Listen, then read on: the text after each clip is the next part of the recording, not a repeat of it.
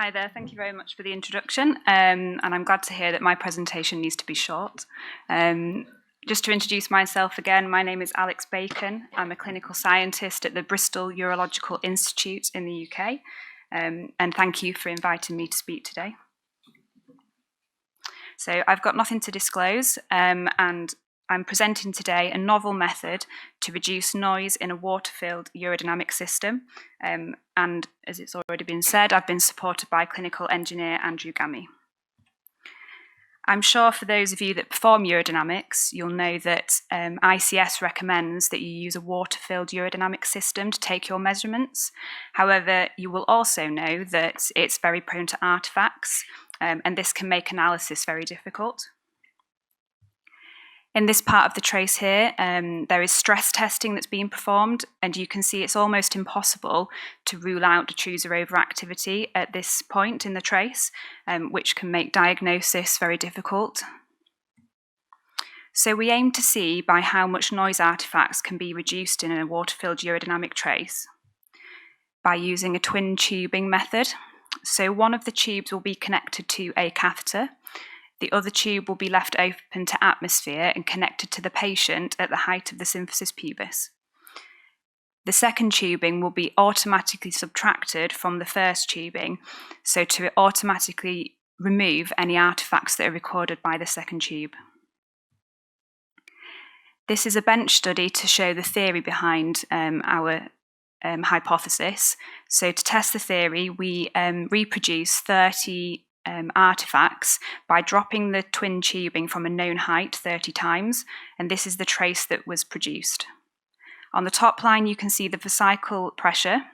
On the second line you can see the pressure that's recorded on the second piece of tubing, and on the third pressure line you can see the automatic subtraction.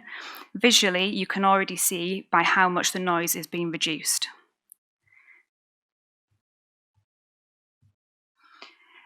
We did some further analysis on these results, and a significant reduction in noise was identified as the area under the artifact was reduced by 63%. This trace is just to illustrate by how much artifacts can be reduced on a urodynamic trace.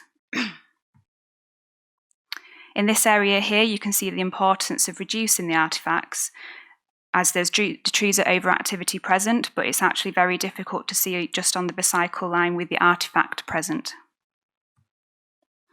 At this point here, the patient is actually moving from a seated position to a standing position, and you can see that the second piece of tubing has actually removed this from the trace, so there is actually no need to move the transducers during the test if you use the twin tubing method. So to conclude, this bench study showed that artifacts on a water-filled urodynamic trace can be significantly reduced by using the twin tubing method. And we are currently applying for ethics to use the twin tubing method in a urodynamic clinic and with a larger data set. Thank you for listening, and I will try and answer any questions. Questions? Is this on now? Is my microphone on? Yeah. Well, first of all, thank you for staying to time. So I guess it's I guess they told you 3 minutes, huh? Yes. Any questions from the audience? I have a couple. In my experience, the major factor that obscures the tracing isn't the pressure channels; it's the EMG. Okay. And I'm just wondering.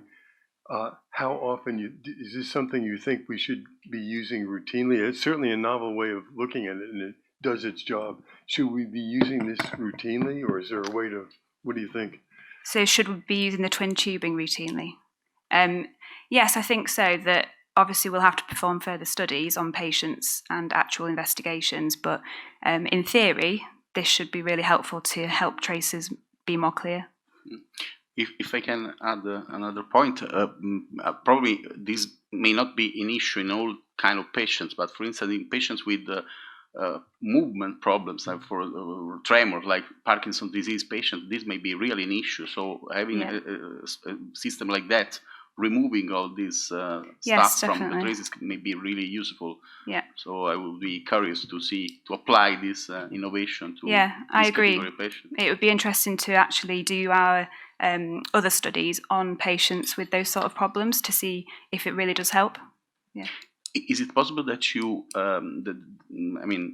you have any proof that this kind of system does not remove a useful thing from the traces? Well, it's only open to atmosphere, so it will only be recording whatever touches it or moves it, or if the patient stands up or sits down. Yeah. So it should. Yeah. Thank you very much. Thank you. Thank you very much. Yeah.